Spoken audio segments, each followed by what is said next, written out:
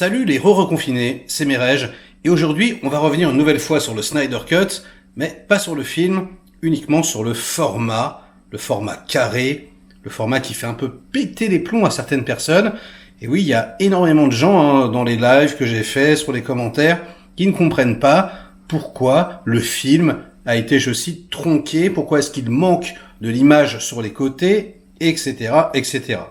Alors, on va revenir une bonne fois pour toutes dessus.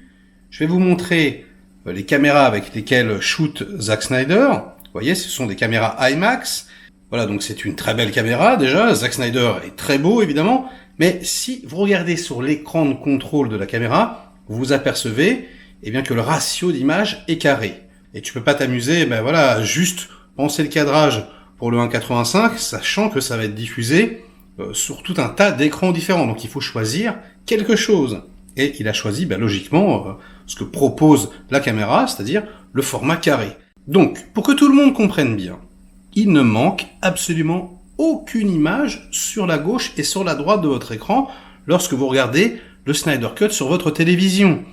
Au contraire, vous avez beaucoup plus d'informations en haut et en bas. Et comme le film a été cogité comme ça, comme il a été photographié, cadré comme ça, sur toutes les versions 16.9, et d'ailleurs, la version 1.85 du Voldemort Cut était comme ça, il y avait énormément d'informations qui passaient à la trappe, notamment dans les scènes d'action, t'as Wonder Woman qui fait des saltos, etc.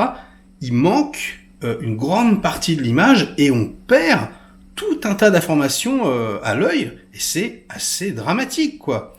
D'ailleurs, Zack Snyder l'explique très bien dans une vidéo. Voilà, je vous montre un petit peu les images. Regardez, il a fait un petit dessin de Batman. Il explique, en gros, que quand il shoot avec des caméras IMAX, c'est le format carré qu'il choisit. Voilà, et que quand c'est recadré, vous voyez, il manque, par exemple, là c'est le logo de Batman dans le ciel, et également le logo de Batman sur son costume. Et finalement, nous, spectateurs, en 1.85, on ne va voir que la tête de Batman. Et on va perdre quand même deux éléments assez iconiques. Donc, vous vous rendez bien compte, grâce à Snyder, là c'est pas moi qui le dis, et à ce petit extrait, que c'est vraiment, pour le coup, la meilleure façon de voir le film.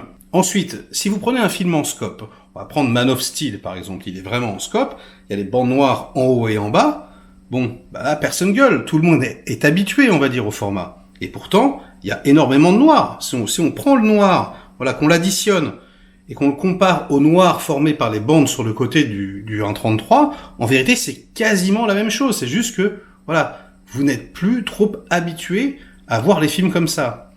Mais, il faut bien que vous soyez conscient que c'est la meilleure façon de regarder le film. Vous amusez pas à zoomer, parce que j'ai vu plein de vidéos sur le net où les mecs ils expliquent qu'il faut zoomer dans l'image, ils vous expliquent comment faire, changer le format des télés, mais non, ne changez rien, laissez-le tel quel, et c'est uniquement ainsi que vous pourriez l'apprécier à sa juste valeur. Alors pour conclure et enfoncer le clou définitivement, je vous ai préparé une petite vidéo, c'est la bande-annonce de Justice League. Donc vous allez voir d'un côté de l'écran le format carré, de l'autre côté, le format 1.85, comme dans le Voldemort Cut, et vous allez vous rendre compte que c'est beaucoup mieux le format carré, que c'est beaucoup plus grandiose, et donc, oui, c'est vrai que le format IMAX, c'est mieux d'y aller au cinéma, ça c'est sûr, ça sera plus petit sur nos télévisions, c'est sûr, mais mon petit doigt me dit qu'à un moment donné, on va se le prendre au cinéma. Et ce jour-là, je pense que ça va vraiment être une grosse claque. J'espère que cette petite vidéo vous aura intéressé. Likez-la si c'est le cas, délikez-la sinon. Inondez-moi de commentaires pour faire marcher le petit robot YouTube comme d'habitude. Et nous, on se retrouve très vite pour de prochaines aventures. Allez, ciao!